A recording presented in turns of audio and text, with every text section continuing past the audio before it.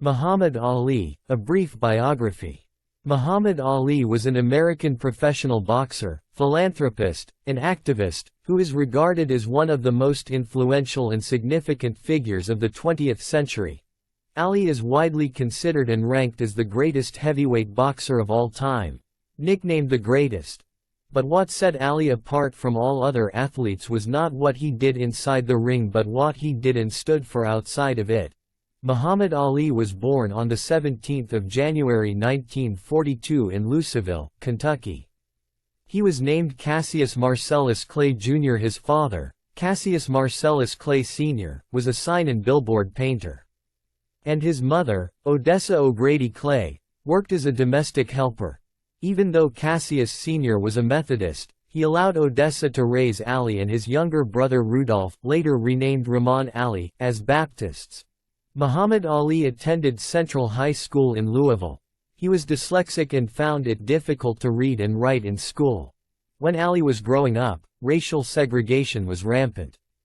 On one particular occasion, he was even denied a drink of water at a local store due to the color of his skin. Such incidents deeply bothered and affected the young Ali. But the story that would impact him the most was the murder of the 14-year-old African-American boy named Emmett Till. Till was lynched to death in Mississippi in 1955, after being accused of offending a white woman in her family's grocery store. His killers were soon acquitted. The incident provoked Ali and his friend to take out their anger and frustration by vandalizing a local rail yard. Many years later, Ali remarked to his daughter Hannah that nothing ever shook him up more than the story of Emmett Till. Muhammad Ali was 12 years old when his new bicycle was stolen. Leaving him hurt and furious, Ali approached the Louisville police officer and boxing coach Joe Martin and told him about his stolen bicycle. Ali said that he would whoop the thief he found him. Martin told Ali that if he wished to do that, he must learn to box first. Ali did not pay much attention to Martin's offer at first. But shortly thereafter, Ali saw amateur boxers on a local television boxing program called Tomorrow's Champions and became interested in the prospect of boxing. Ali went back to Martin and took him up on his offer. He began training under Fred Stoner, whom he credits with giving him the real training, molding his style, stamina, and system. Muhammad Ali made his amateur boxing debut in 1954, aged 12. Against a local amateur boxer named Ronnie O'Keefe. Ali won by split decision and then eventually went on to win 6 Kentucky Golden Gloves titles, 2 National Golden Gloves titles, an Amateur Athletic Union national title, and the light heavyweight gold medal in the 1960 Summer Olympics in Rome, aged 18. Ali would later claim in his interviews and in his 1975 autobiography, that after returning from the Rome Olympics, he threw his gold medal in the Ohio River after he and his friend were refused to be served at a whites-only restaurant. However, this story has been disputed by several of Ali's close friends and aides, including Howard Bingham and Bundini Brown. Some say that he was refused service at the restaurant but lost his gold medal a year after he had won it. During the 1996 Olympics in Atlanta, Ali was given a replacement medal. On 29 October 1960, Muhammad Ali, aged 18, made his professional debut against Tony Hunsaker. Ali won with a 6-round decision. From then on, Ali did not look back or slow down. Until the end of 1963, he had amassed a record of 19 wins, 15 of which were by knockout, and 0 losses. Ali defeated boxers such as Jim Robinson, Lamar F. Clark, Doug Jones, Henry Cooper, and his former trainer and veteran boxer Archie Moore in 1962. For each of these fights, Ali resorted to his tactics of mental warfare by belittling, taunting, and insulting his opponents, while vaunting his own skills and abilities. Ali's trash-talking was inspired by professional wrestler Gorgeous George. He saw that George's trash-talking ability attracted huge crowds to his events. When Ali met George in Las Vegas in 1961, George told him that trash-talking would earn paying fans who would either want to see him lose or win. Ali understood the benefit of this tactic, as a greater crowd meant a bigger paycheck for him. And so, Ali decided to transform himself into a self-described big mouth and a bragger. In 1960, Muhammad Ali left Archie Moore's camp, partially due to his refusal to do chores such as sweeping, mopping, and washing clothes. Ali then asked his idol Sugar Ray Robinson to be his manager. But Robinson refused. The same year, Ali hired Angelo Dundee to be his trainer, with whom he would remain for the rest of his career. Dundee traveled the world with Ali, being his cornerman in all but 2 of his fights, against Tony Hunsaker in 1960 and Jimmy Ellis in 1971. After defeating Doug Jones on 13 March 1963 in what would be called the Fight of the Year, Muhammad Ali became the top contender for Sonny Liston's heavyweight title. Liston was a strong and intimidating personality with a criminal past. He was also said to have ties with the mob. The odds were 7-1 against Ali, making him the underdog. Liston's victory against the former heavyweight champion Floyd Patterson in 2 first-round knockouts made him the obvious favorite. But in spite of all this, Ali taunted and trash-talked Liston during the pre-fight build-up, calling him the Big Ugly Bear, and saying that Liston even smelled like a bear. Ali also said that once he would defeat Liston, he would donate Liston to the zoo. Many analysts and viewers thought that Ali's behavior and antics stemmed from fear. The fight between Muhammad Ali and Sonny Liston was held on 25 February 1964 in Miami Beach, Florida. During the fight, Liston seemed visibly angry and came out of his corner for a quick knockout. But Ali kept escaping Liston's punches with his speed, agility, and mobility, making Liston look awkward. Ali then began attacking Liston with his quick, accurate jabs, and in the 3rd round hit Liston with a combination that buckled his knees and caused a cut under his left eye. It was the first time Liston had ever been cut or wounded during a fight. At the end of the 4th round, Ali's eyes began to burn, almost blinding him for the moment. It is speculated that Liston's corner deliberately applied an ointment used for his cuts onto his gloves. Ali fought the entire 5th round with his eyes burning terribly, making it impossible for him to attack. But Ali managed to dodge and escape Liston's attempts to knock him out until sweat and tears rinsed the irritation from his eyes. Ali came out in the 6th round and dominated Liston, hitting him repeatedly. For the 7th round, Liston did not answer the bell. Ali was declared the winner by TKO. Ali was only 22 years old, making him the youngest boxer to take the title from a reigning heavyweight champion. Muhammad Ali first heard of the Nation of Islam when he was fighting in the Golden Gloves tournament in Chicago in 1959. The Nation of Islam, a religious and political organization, was founded in the U.S. by Wallace Fard Muhammad in 1930, in order to promote a form of Islam whose beliefs differed considerably from the mainstream Islamic traditions. Ali attended the organization's first meeting in 1961. From then on, he continued to attend their meetings regularly but kept his involvement hidden from the public. In 1962, Ali met and befriended Malcolm X, who was a minister and spokesman for the Nation of Islam. Malcolm was an advocate of black empowerment and promoted Islam within the black community, making him a popular figure during the civil rights movement. Ali and Malcolm immediately hit it off and Malcolm became Ali's spiritual and political mentor. Malcolm also became a part of Ali's regular entourage, leading the press to speculate that Ali had joined the Nation of Islam, which had almost caused his fight with Liston to be cancelled. Initially, Ali was refused entry into the Nation of Islam due to his boxing career.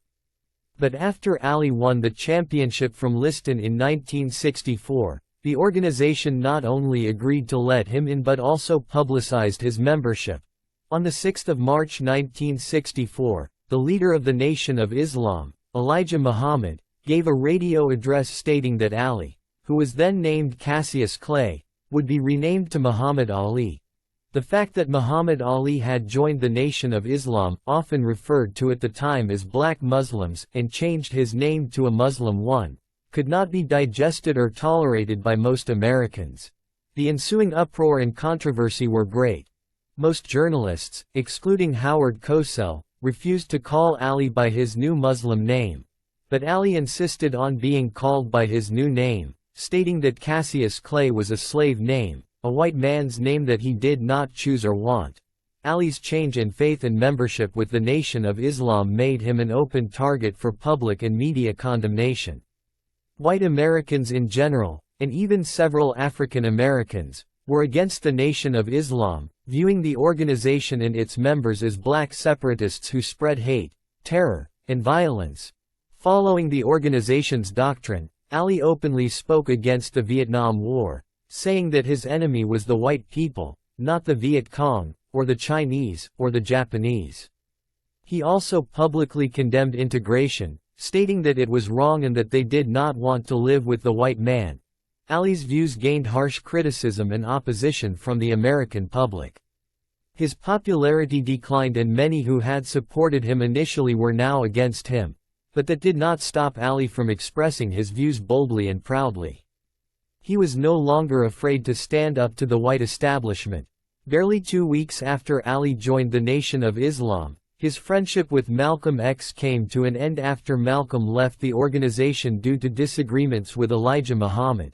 On 25 May 1965, Muhammad Ali faced Sonny Liston for the second time in a rematch held in Lewiston, Maine. The fight was initially supposed to take place in Boston the previous November but had to be postponed for 6 months due to Ali's emergency surgery for a hernia just 3 days before the fight. The much-anticipated fight turned out to be anticlimactic and controversial. Midway through the first round, Liston was knocked by a punch of Ali's that could barely be seen as it was so quick. The press would later dub it a phantom punch. Once Liston went down, the referee did not begin the count immediately as Ali refused to retreat to a neutral corner. Liston got up after 20 seconds and the fight resumed for a few moments before the referee was informed by the timekeepers that Liston had been down for a count of 10. The referee immediately stopped the match and declared Ali the winner by knockout. The fight had barely lasted for 2 minutes. The nature of the fight led to several speculations and controversies. Many speculated that Liston purposely fell to the ground due to various reasons, such as he had bet against himself, that he had received threats on his life from the Nation of Islam, or that he intentionally fell to pay off debts. However, slow-motion replays show that Liston was hit by a swift right from Ali, which led him to go down. Muhammad Ali fought former heavyweight champion, Floyd Patterson, on the 22nd of November 1965. Before the fight, both men verbally provoked and taunted each other in order to build the fight. Patterson insisted on calling Ali by his former name, which irritated and angered Ali. And Ali, on the other hand, called Patterson the Rabbit and referred to him as Uncle Tom. Patterson's biographer W. K. Stratton later claimed that the animosity between the two fighters was staged in order to increase ticket sales and the closed-circuit viewing audience. Ali dominated a visibly injured and struggling Patterson for 12 rounds, eventually winning by TKO. Ali was criticized in the media for toying with an injured Patterson during the fight. But in an interview with Howard Cosell, Ali explained that he was refraining from knocking out Patterson because he was injured. Muhammad Ali was scheduled to fight then WBA heavyweight champion Ernie Terrell on 29 March 1966. The WBA was one of 2 boxing associations that had stripped Ali of his title after he had joined the Nation of Islam. In February of that year, Ali was reclassified by the Louisville Draft Board as 1A from 1Y. Ali publicly stated that he would refuse to serve in the army as he had nothing against the Viet Cong as they had never called him a nigger or ill-treated him. Ali's stance resulted in a great public and media outcry, which led the Illinois Athletic Commission to refuse to sanction the fight citing technicalities. After his fight with Ernie Terrell was cancelled, Muhammad Ali traveled to Canada and Europe, winning championship bouts against George Chuvlo, Henry Cooper, Brian London, and Carl Mildenberger. Ali then returned to the U.S. and fought Cleveland Williams in the Houston Astrodome on 14 November 1966. The fight attracted a record-breaking indoor crowd of 35,460 people. Ali dominated the fight and won a third-round TKO. His performance was considered the finest one of his career. The fight between Muhammad Ali and Ernie Terrell was finally scheduled to be held on 6 February 1967 in Houston. Terrell was billed as Ali's toughest opponent since Liston. He had defeated many of the boxers Ali had faced and was unbeaten in 5 years. He also had a 3-inch reach advantage over Ali. In the lead-up to the fight, Terrell insisted on calling Ali by his former name, which infuriated Ali. They even almost fought with each other over the issue in a pre-fight interview with Howard Cosell. Ali wanted to humiliate Terrell during the fight. It was a close fight until the 6th round. But in the 7th round, Ali bloodied Terrell and almost knocked him out. Terrell was shaken. From the 8th round onward, Ali began taunting Terrell by hitting him with jabs and shouting between punches, "What's my name, Uncle Tom? What's my name?" Ali won a unanimous 15-round decision. But critics described the fight as one of the ugliest boxing fights. They thought Ali had shown much arrogance and cruelty by his intent to prolong the fight to inflict maximum punishment. In 1964, Muhammad Ali, aged 22, had been classified as Class 1 white fit for service only in times of national emergency after failing the U.S. Armed Forces qualifying test because his writing and spelling skills were substandard due to his dyslexia. But by early 1966, the Army lowered its standards, allowing in soldiers above the 15th percentile. Hence, Ali was reclassified as 1A. This meant that he was now eligible for the draft at a time when the U.S. was heavily involved in the Vietnam War. When he was notified of this, Ali publicly declared that he would refuse to serve in the army, stating that war was against the teachings of the Quran, unless it was declared by Allah or the Messenger Elijah Muhammad. Ali considered himself a conscientious objector. And on the 28th of April 1967, on the day of his induction in Houston, he refused thrice to step forward when his name was called out. Ali's stance put him further at odds with the white establishment. He soon became the most hated man in the country. Upon refusing to be inducted, Muhammad Ali began receiving several death threats. People who supported Ali were threatened as well, but Ali's actions had another more significant and vital impact. He inspired many Black Americans and even whites to question, condemn, and refuse the Vietnam War. Demonstrations and protests against the war became widespread across the country. Ali suddenly became a central figure in the civil rights movement. Prominent and important figures of the movement came to acknowledge his energizing effect on the movement. Ali had sacrificed everything for a just cause. He had put his career, money, and fame on the line, knowing well he could end up in jail. These sacrifices gave legitimacy to the movement and to his stance, inspiring young people across color lines. He was eventually denied a boxing license in every state and stripped of his passport. On the 20th of June 1967, he was convicted of draft evasion and sentenced to 5 years in prison and a $10,000 fine.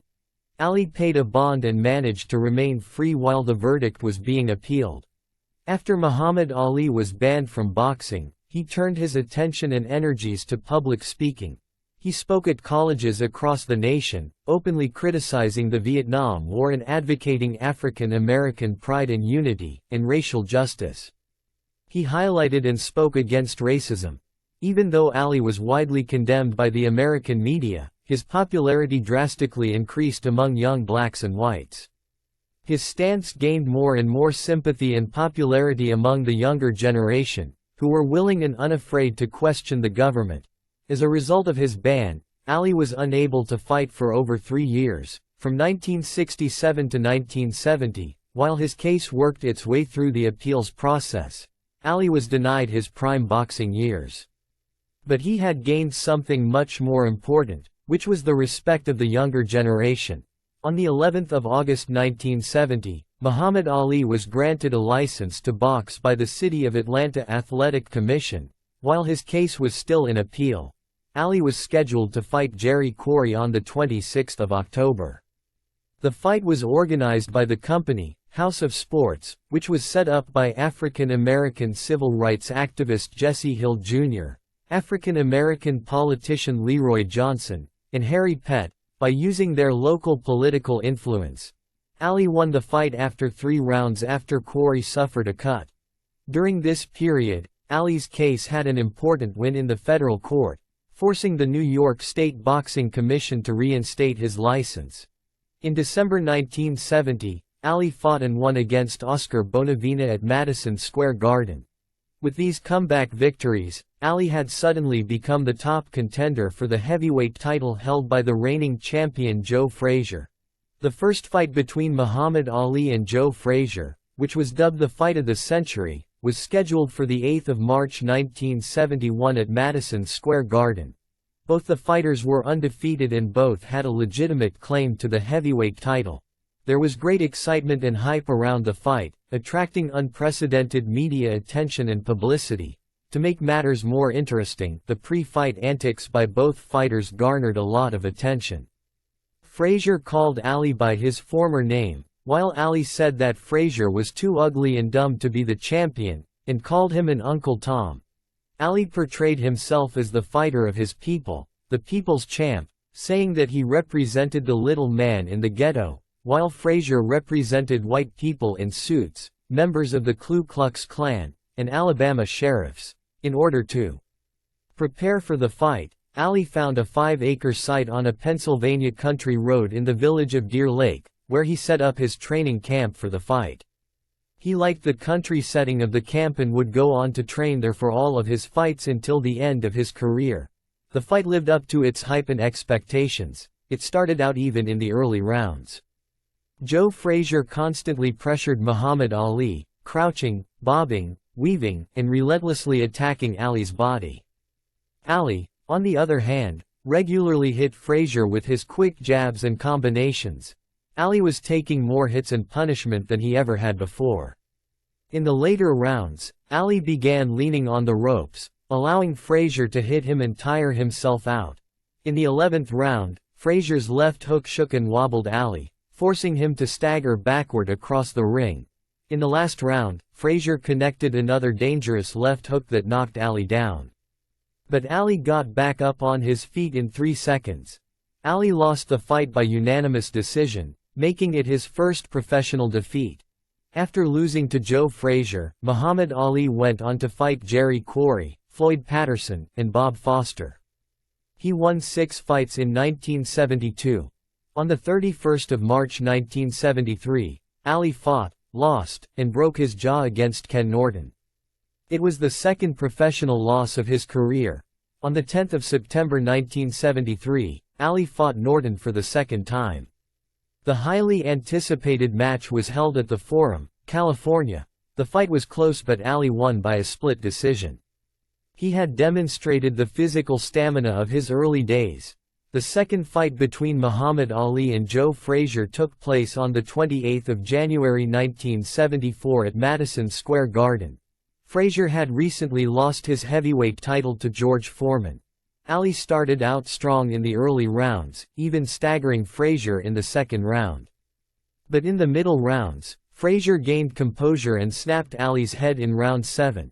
In the last 4 rounds, the fight shifted round to round in each fighter's momentum. Ali managed to stay away and avoid Frazier's deadly left hook for the rest of the fight and tried to tire him out by tying him up when he was cornered. Ali was declared the winner by a unanimous decision. Once again, he became the top contender for the heavyweight title held by George Foreman. Muhammad Ali and George Foreman were scheduled to fight on the 30th of October 1974 in Kinshasa, Zaire. The fight was dubbed the Rumble in the Jungle. Ali was 32 years old and had lost his reflexes and speed. Foreman, on the other hand, was considered one of the hardest punchers in heavyweight history. He had defeated Frazier and Norton, both of whom had given Ali a tough fight, in second-round knockouts, with great ease. Naturally, critics, analysts, and viewers predicted an easy victory for Foreman. Not even Ali's longtime supporter and friend Howard Cosell gave him a chance of winning. Ali, as usual, was highly confident of his victory. He continued with his pre-fight trash-talking and theatrics, calling Foreman the mummy and making poems about him. In spite of the odds being against him, Ali had one important factor going in his favor. He became widely popular among the people of Zaire, becoming their favorite fighter between the two. Wherever he went, he was surrounded by crowds that constantly chanted, "Ali, Bomayi. Ali, kill him." Muhammad Ali began the fight by moving and scoring with right crosses to Foreman's head. But from the second onward, Foreman began attacking Ali with his powerful punches. Ali retreated to the ropes, inviting Foreman to continue hitting him while covering up, clinching, and counter-punching. While Ali did this, he continued with his mental warfare tactics, verbally taunting and teasing Foreman. Ali's technique of retreating to the ropes and allowing Foreman to keep striking him went against all conventional boxing wisdom. The move was later dubbed the rope-a-dope. Ali's continuous trash-talking angered and distracted Foreman, provoking him to keep throwing punches which were tiring him out. Midway through the fight, Foreman became visibly tired. His punches became less accurate and less powerful. Ali began taking advantage of Foreman's state, countering more frequently with swift and accurate punches, flurries, and combinations. In the 8th round, Foreman, utterly exhausted, fell to the floor after being hit with a combination by Ali. The crowd erupted with excitement. Foreman failed to make the count. Ali had once again regained the heavyweight title against all odds. The fight is regarded as one of the greatest fights in boxing history and was the world's most watched live television broadcast at the time, attracting an estimated 1 billion viewers worldwide. The third fight between Muhammad Ali and Joe Frazier was scheduled to be held on 1 October 1975 in Manila, Philippines. The fight was dubbed the Thrilla in Manila and it attracted worldwide attention and publicity. This would be the deciding fight between the two great fighters. In the early rounds of the fight, Ali was aggressive, moving about and frequently exchanging blows with Frazier. But in the middle rounds, Ali began to tire. He quickly adopted the rope-a-dope strategy and resorted to clinching. Frazier continued to attack Ali relentlessly but Ali managed to do some effective counter-punching. From the 12th round onward, Frazier began to tire out, allowing Ali to hit him with several blows that closed his left eye and opened a cut over his right eye. Ali took advantage of this and dominated the 13th and 14th rounds. For the 15th and final round, Frazier's trainer refused to allow Frazier to answer the bell despite Frazier's protests. Both his eyes were swollen shut by now. The fight was stopped and Ali was declared the winner by TKO. But Ali could not celebrate much. He sat on the stool in his corner, visibly tired and exhausted. After this fight, Ali gained even more respect for Joe Frazier. He even said that Frazier was the greatest fighter of all time next to him. The fight took a toll on Ali. He remarked that it was the closest thing to dying that he had experienced.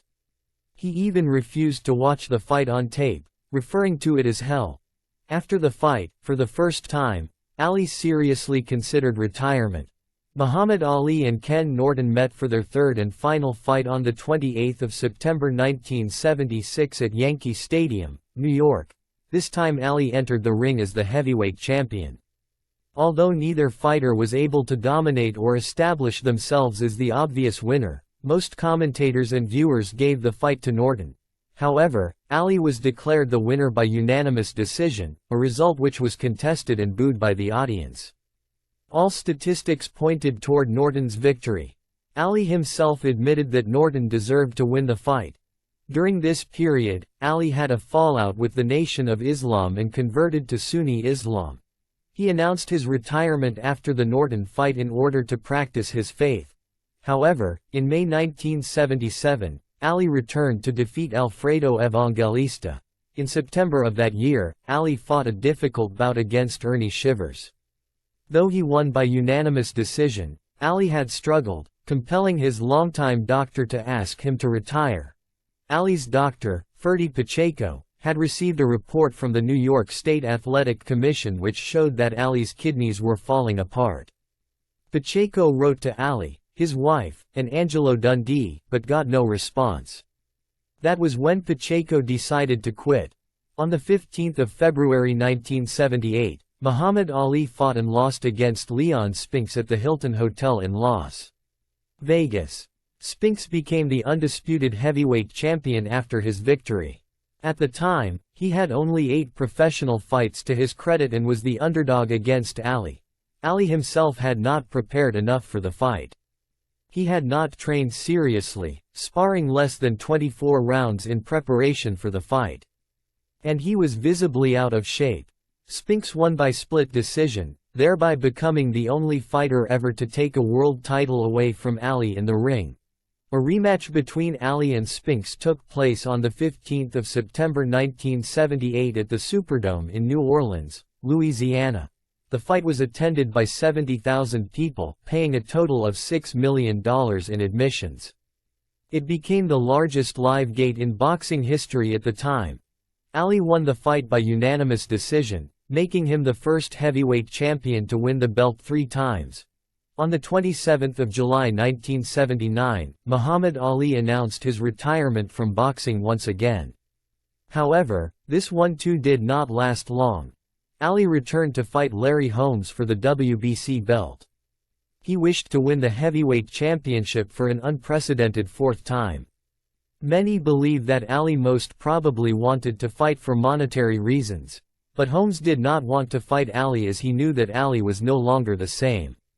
Ali had begun to stutter and slur his words, and his hands trembled, all of which were signs of the start of Parkinson's syndrome. The fight took place on 2 October 1980 in Las Vegas Valley. Holmes dominated Ali with ease, while Ali kept taking the punishment, looking helpless. After the 10th round, Angelo Dundee asked the referee to stop the fight. It was the only time Ali had lost through stoppage. On the 11th of December 1981, Muhammad Ali fought in his last boxing match against Jamaican boxer Trevor Berbick in Nassau, Bahamas. Ali lost a 10-round decision. After the fight with Berbick, Ali retired from boxing for good. In 1984, Muhammad Ali was diagnosed with Parkinson's syndrome, which was the result of the hittings and punishment he took over the course of his boxing career. After retirement, Ali immersed himself in activism, philanthropy, and humanitarian work. He believed in practicing his Islamic duty of charity and committing good deeds toward others. Ali donated millions to charity, helping the suffering and disadvantaged people from all religious backgrounds. It is estimated that Ali helped to feed more than 22 million people suffering from poverty and hunger across the world. Ali was also a strong advocate for education. He preached the importance of education in the speeches and interviews he gave in colleges, universities, and TV shows. Even before he retired, he was an active philanthropist, donating money to various causes. In 1967, he had become the largest single black donor to the United Negro College Fund. He visited Africa and the Palestinian refugee camp in southern Lebanon, where he pledged his support for the Palestinian struggle to liberate their homeland. In 1978, he traveled to Bangladesh, where he received honorary citizenship. He also took part in a protest march in the U.S., along with Marlon Brando and Stevie Wonder, in support of Native American rights. In 1985, Ali visited Israel to request the release of Muslim prisoners at the Atlat detainee camp. But Israel refused to do so. In 1988, Ali visited Sudan in order to raise awareness about the plight of famine victims. In 1990, he visited Iraq to meet Saddam Hussein, to negotiate the release of American hostages, a task in which he was successful. In 1994, Ali campaigned to the U.S. government to aid the refugees afflicted by the Rwandan genocide. Muhammad Ali's fight with Parkinson's syndrome led to a gradual decline in his health. By 2012, Ali could no longer stand on his own and spoke with great difficulty. On the 2nd of June 2016, Ali was hospitalized in Scottsdale, Arizona with a respiratory illness. His condition was grave. The next day, Ali, aged 74, passed away from septic shock. Following his death, Ali became the #1 trending topic on Facebook and Twitter. Documentaries and other coverages based on his life were played by networks. His death was mourned globally. Celebrities, including athletes and politicians such as Barack Obama, Bill Clinton, Hillary Clinton, Michael Jordan, Floyd Mayweather, Tiger Woods, Mike Tyson, LeBron James, and many others. On the 10th of June 2016, Ali's funeral procession passed through the streets of Louisville, stopping at Cave Hill Cemetery, where he was interred during a private ceremony. The pallbearers included Mike Tyson, Lennox Lewis, and Will Smith, with honorary pallbearers including George Foreman, George Chuvalo, and Larry Holmes. Ali's memorial was watched by an estimated 1 billion viewers across the world. Muhammad Ali is widely regarded as one of the greatest and most influential men of the 20th century. He is also generally considered by critics, boxers, and the public, as the greatest boxer of all time. Ali is the only boxer to be named the Ring Magazine Fighter of the Year 6 times. He was involved in more Ring Fight of the Year bouts than any other fighter. Ali's boxing career speaks for itself. He was inducted into the International Boxing Hall of Fame in its first year and held wins over 7 other Hall of Fame inductees in an era often referred to as the Golden Age of heavyweight boxing. Ali's records of beating 21 boxers for the World Heavyweight title and winning 14 unified title bouts stood for 35 years. In 1990, Life magazine named Ali as one of the 100 most influential Americans of the 20th century. Ali received many other awards and accolades during and after his career. He was named Sportsman of the Century by Sports Illustrated and Sports Personality of the Century by BBC. He was also named Athlete of the Century by USA Today and ranked as the 3rd greatest athlete of the 20th century by ESPN SportsCentury. During his lifetime, Ali became one of the most famous human beings on the planet. He became a popular culture icon, inspiring several books, music, films, TV shows, video games, documentaries, etc. He also inspired athletes across various sports, such as Pelé, Zlatan Ibrahimovic, Conor McGregor, Khabib Nurmagomedov, LeBron James, Shaquille O'Neal, and countless others, not to mention almost every athlete participating in combat sports. He was also a hero to the great Nelson Mandela himself. Ali was a rare human being and a rare athlete. He was one of the very few figures who stood for and represented something more significant and important than themselves and their field of operation. Ali was much more than an athlete. He was much more than just a boxer. He stood for peace, love, justice, equality, and brotherhood. He stood for humanity. He is perhaps more revered and admired now for what he did outside the ring than inside of it. Muhammad Ali belonged to the world.